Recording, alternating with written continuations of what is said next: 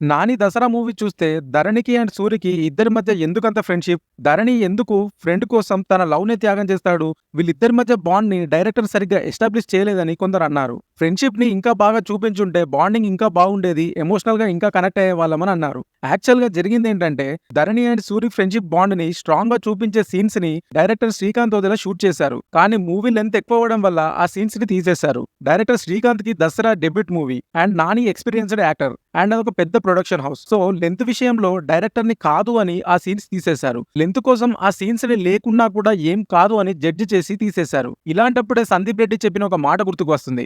అదేంటంటే మూవీ ఎప్పుడు లెంత్ వల్ల పోదు, కంటెంట్ వల్ల పోతుంది అని. సందీప్ రెడ్డికి అర్జున్ రెడ్డి టైంలో కూడా ఇదే లెంత్ ప్రాబ్లం ప్రొడ్యూసర్స్ తో. లాస్ట్ కి తన own brother and father produce చేస్తే అర్జున్ రెడ్డి తీశాడు. అండ్ దాని రిజల్ట్ మనం చూసాం. ఎనీవేస్ దసరా మూవీ హిట్ అయింది. కానీ నిజమే ఆ ఫ్రెండ్షిప్ సీన్స్ ని డిలీట్ చేయకుండా ఉంటే బాగుండేదేమో. మీరేమంటారు? కామెంట్ చేయండి.